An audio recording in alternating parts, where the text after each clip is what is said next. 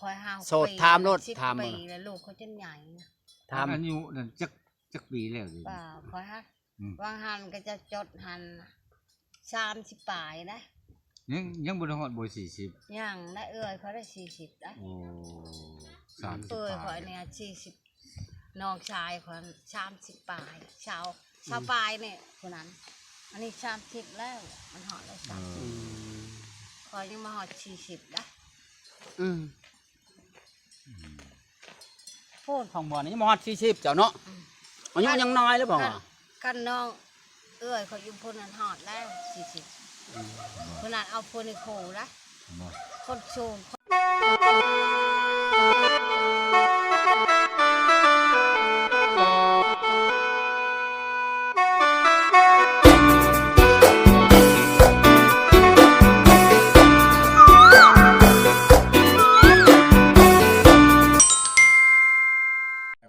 ใช่ว่าเจ้าผู้บ่าวลายอลีบ่แต่เก่าหันลายหรือบ่ตะกี้ ตะกี้หันลายอันนี้ไปใส่นังชิลายป่ะ บ่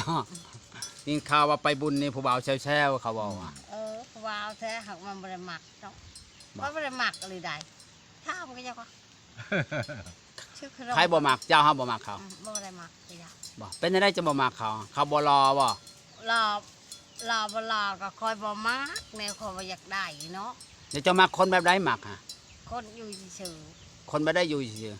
เฮ็ดหน้าเฮ็ดโชนซื่อ ๆน่าเขาบ่ได้อยู่ซื่อๆเขานะ จักแล้วเนาะครบเนี่ยบุญจักแบบเนาะ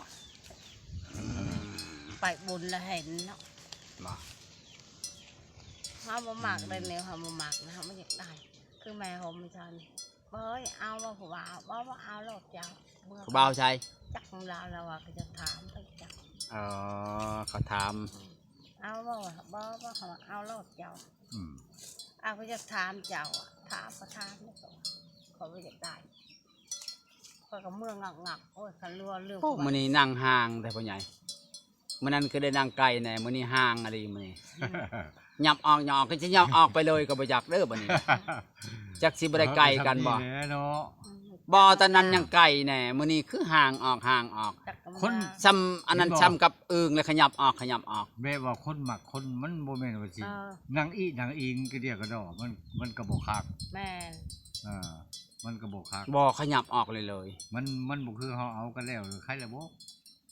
บ่ ว้าว ขยับออกจะยามพ่อใหญ่ไปอาบน้ำบ่ บ่บ่ติดอกเขาบ่ได้อันนั้น ยันว่าพ่อใหญ่นี่อาบน้ำอยู่บ่มานั่งไกลข่อย บ่ว่า อาบเลยดิมื้อเช้านี่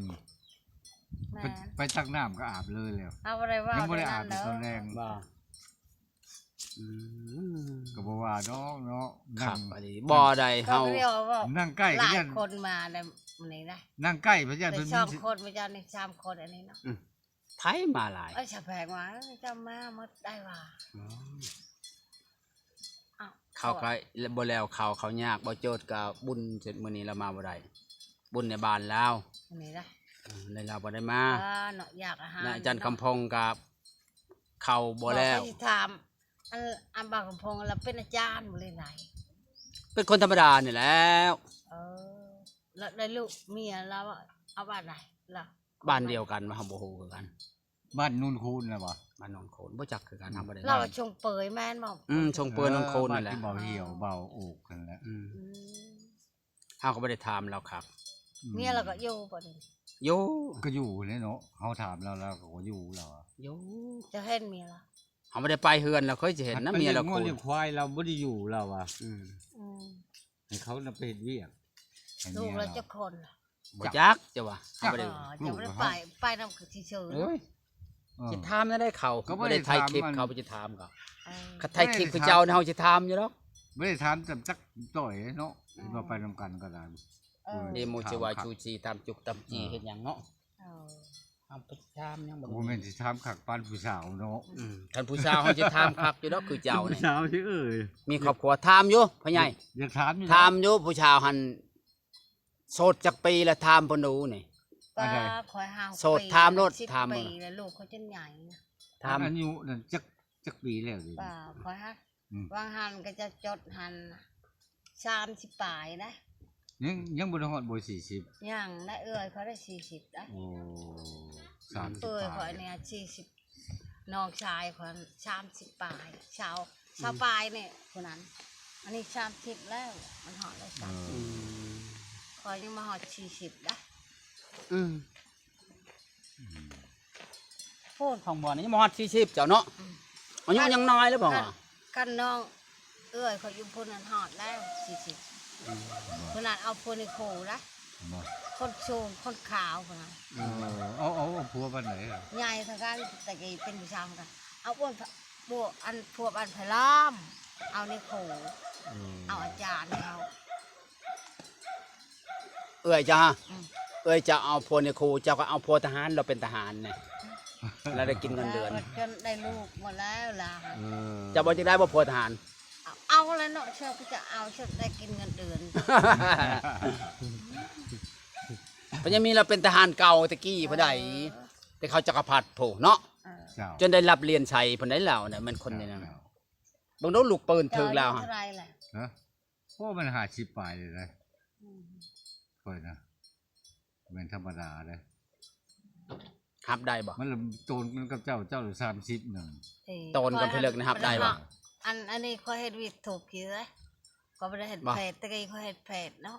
อัน บ่ นี้ค่อยเมื่อยทุกเห็ดหยังกะ อายุห่างจำนี้เจ้าสิรับได้เราอยู่บ่รับเราได้บ่ ได้แล้วขัดเอาเนาะ เอาคันบ่มักเคยสิเอาบ่คันมักเอาแล้วเนาะคนหา เอาแหละคันเรามัก มากแล้ว คันเราว่า เอาได้ว่าเราติเราแก่กว่าเจ้าหลายบ่หรือบ่ติหรือจะมักวัยรุ่น ไม่ได้หมักใบหลุนนะไผ่ใบหลุน ยันว่ามักอายุสำคัญเนาะ โอ๊ยบ่มีไผ่เขาไม่ได้หมักจักแรกเขาหมักเขาเนาะคอยไม่ได้หมักไปอยาก คันเขามักเอาบ่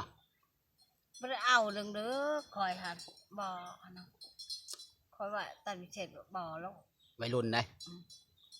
เขาจะมาขโมยนี่ก็จะเอาลิ้นเนาะเป็นเหือนเป็นชาติเนาะ พ่อใหญ่ถามผู้ชายมีลูกเจ้าคน โทษแล้วบ่ ลืมถาม อื เนาะ มมีลูกหลานเจ้าคน ลูกจะคนน่ะลูกเจ้านะ ครับ ผู้เดียวลูกไป ผู้ชายหรือผู้หญิง ผู้ชายก็มีผู้หญิงก็มีเป็นหันเรา เป็นทั้งผู้หญิงเป็นทั้งผู้ชายบ่ อืม คนผู้เดียวนะ อืมจิตใจมัน อันอยู่ใช้อันลูกเดียวนี่นะ อยุคเทพเพราะมันบ่ได้มา เออ มันบ่ได้พากเงินแต่ เขาก็พากเงินมาให้ใส่บ่ พากแต่เฮ้อผลบ่ได้มีเนาะพากให้ซื้อข้าวกินเทอละพันเดือนละพันว่างั้น เอ น่ะ อ เดี๋ยวนี้ อันนี้คือกันนี่แหละคือกันฟังให้พอ เดือนละพันจะปัดเนาะยกไปนี่ยกไปนั่นก็จะเอาเก็บก็จะเอา ก็ดีคือกันในเจ้าสองคนนี่ได้จะทั้งนั้นลูกทั้งนี้กับภาคลูกทั้งนั้นกับภาคซื้อข้าวกิน แม่ ซื้อหืดซื้อยาก็ดีจะมันเอากันนั่นน่ะก็ดีคือกันน่ะ ได้สับแทนมาใจจัง ผ่อนไปหาเจ้าผมบ่ผ่อนไปผม แล้วมาสิครับ ไปชื่อเขากินให้ลู ว่าก จะแพงหรือไม่ครับ มาที่ชื่อกินชื่อแบบนี้ล่ะจะได้ลดไปเลย เจ้าก็อยากได้บ่รถ ได้แล้วเนาะ เจ้าขี่เป็นบ่คันได้รถ โอ้ยปัญญา พ่อใหญ่ยังว่าขี่บ่เป็นเจ้าจะคือเป็นบ่ส่วนว่าได้รถจักรเลยเจ้าจะขับเป็นบ่ เขาเฮียนเลยเนาะ เฮียนไผสิให้เฮียนให้ไผสิเฮียนให้ เฮ้ยมีแล้วพอ จวดไปแขวออกให้งามกว่าเก่าแล้วบัดนี้ปุ๊บ พอเลยแล้วเนาะเฮียนแล้ว บ่นำรถจักรจังเฮาย่านนะ ระยะเอาบ่มีชื่อ พ่อใหญ่ยังเราบ่ขี่รถจักรเราขี่รถจักรเรามีหยังเราบ่ขี่ ขี่รถยังไง รถจักรลูกชายเราขี่รถเทพ แล้วขี่รถยัง รถเทพรถเทพรถช่องคันบ่เราออกกำลังกายเส้นเราบ่แข็งแรงเลยนี่เนาะพ่อใหญ่เราไปบุญไปชินมีแต่ขี่รถเทพรถจักรเรามีเราบ่ขี่ อะไร แม่น รถจักรลูกชายเราในเว็บไอมันลูกชายเราชื่อไว้ทางเราบ่หันเหียนระยาน เขาจะถามจะกินข้าวเที่ยงเขาแพงเด้อ เพราะเฮากินมาแต่เฮือน บ่ได้ชื่อยังมา ซื้อแตงโมได้3หน่วยไปให้เรา2ได้ซื้อยัง ถ้าอยู่หุ่นสอง อยู่คุณ2 มันบ่ครบกับเจ้าเจ้าพระเจ้าน้อย บางหน้าหมาหันมาลูกมันขึ้นเฮือนคอย ก็จะถามลูกตอนนั้นนะ โอ้เด้อละจักขวางมันยังลงละหันเงยที่พระเจ้าเลยมันขึ้นแต่ไม่เช้านี่คอยงากเขาก็ได้เขาปลายป่ามันมา มันมาหันลงมันยัง มันว่าสิไปจมลงมันกันนะ จมลง แสบเหรอ สิเอา มั กระ แล ปน มี ฮะ มักแลนมี บ่มีหมดเลยมีแต่มังนาวบอกเพิ่นบ่พรมีมังนาว เออ ทำบ่พรเอามังนาวเฮาจะเอามาหุงมา เออ สบายเฮ็ดกินนะเฮ็ดกินเต้นเล่นเนาะให้สะแพงตามมาชนาเอาหมกหุงมาตำ อันนั้นมาจะเช่า ให้จะเท่าให้เจ้ามาได้เจ้าบ่ได้ ว่าหามาจะเช่าจังว่าเอาหน่อไม้เนาะมาแกงอันนี้มันเอามา มันบ่ยากๆแล้วนั่นน่ะหมายกินต้อง ยากคือกัน ตำใส่กระปน หักมันมีในแกงเขาใช่เปล่านะว่าเอาไว้เรื่องตัวแห้งเขาอยากได้ว่ะ แห้งเลย ยัง โอ้ยมันแห้งบ่ มันหยัง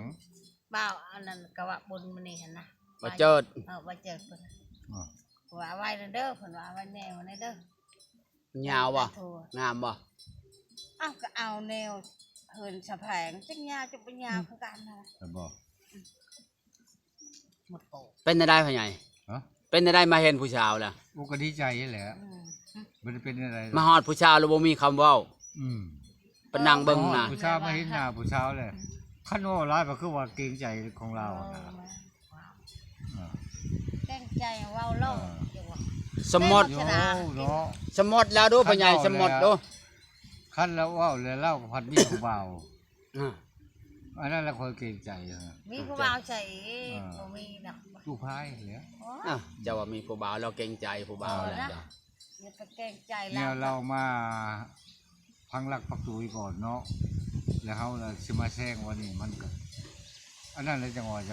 จักอายของผมบอก อายคำบอกบ่ เราบ่มานั่นแหละเราเว้าซื่อๆ ถ้าคือคอยจริงใจว่ามักแหละคอยนี่ มักก็เอา เอาแต่ว่ามันยังบ่ทันมีอ่อนก็แต่งมาแปลงเลยอย่างว่า ต้องได้เงินก่อนจะค่อยมาคุว่ากัน